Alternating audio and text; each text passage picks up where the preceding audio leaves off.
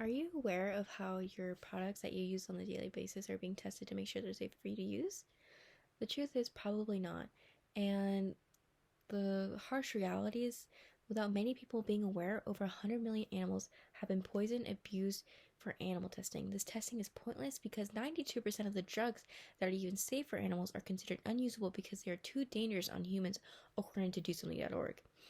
And one of the worst parts is that animals such as mice, rats, birds, and reptiles aren't even protected under the Animal Welfare Act. These are living beings with brains and personalities, and they're treated as if they're disposable garbage.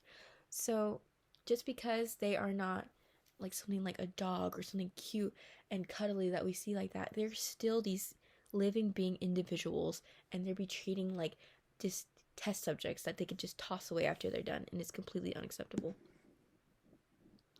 But by rejecting the use of animal testing and speaking out against these travesties, there can be a decrease in animal suffering, and these corporate companies will finally be held accountable for their cruelty. They know that there are other ways to go about this, but they continue to do what's easy, what's accessible, what's cheaper, and it's so inhumane and barbaric that this practice is still going on. So, first, I will go over all the practices and procedures that torture these animals from their day they're born till they die. And then I will be going over what these procedures are used for in the research. And then lastly, I'll go over what you can do as an individual to help this issue. So, what even is animal testing? So, animal testing refers to procedures performed on living animals for purposes of research. So, this can be from testing a chemical to testing something like shock therapy to see how a living being would react to it.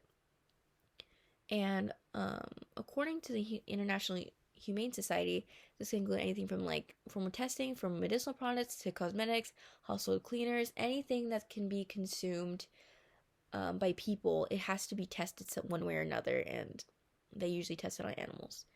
And this testing is done extensively, even though the chances of these chemicals impacting a human the same way is impractical. For example, they will take a tube of something and they will shove it into an animal's eye to see if you got it in your eye, to see how they react and how they suffer, to make sure that this doesn't happen to a human. But you can see how this is kind of impractical, because when would a human be doing that, first of all? And second of all, the structures of these animals are completely different than a human. So how can you compare the reactions?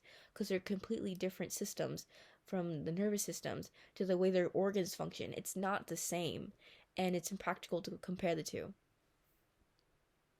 And the procedures that are performed on these animals will most likely end up in their death. But even if they don't end up in death, they will be suffering throughout their entire life until the very moments of death, where they probably are wishing they were dead because it's so painful for them to go through this. And as this is going, there's scientists writing down how bad these animals are suffering, and that is just sickening. And even when they are being tortured like this, their basic needs aren't even being met. So they're not giving food, they're not giving water. They don't even try to keep these animals alive because they know ultimately they will die. So why waste resources?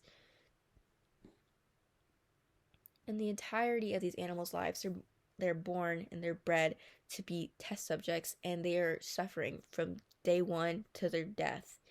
And it's terrible. And a human wouldn't use these products as they are testing these animals on, and it's not going to give the results they're needing. Because if you're using shock therapy on something like a rat, how would that affect a human the same way? It's not comparable. So next, I'm gonna talk about all the reasons for animal testing are inexcusable, and there are other humane and efficient ways to do such testing. We are far too advanced as a world to be comfortable using these kinds of practices to test chemicals.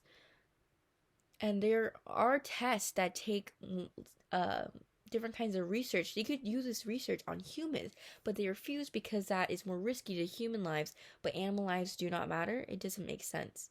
And these tests, they take a lot of resources and time, and it's just completely a waste because these animals are just dying and dying and dying, and like they can't, most like 92% of the time they can't even use them with humans because it doesn't match up. So it's just a complete waste. And it doesn't show real world responses that a human would actually have. It shows an animal being subjugated to these travesties that they're being put through every day. And you can't use an animal to mock a human reaction. It doesn't work like that. And 9 out of 10 candidate medicines that seem safe to use in animals will fail in human studies. So, just with this fact that I got from the Humane Society, it's just, why would you keep going? It's completely impractical, and to keep pushing it and pushing it, it's just a waste of resources, a waste of lives, and complete waste of time.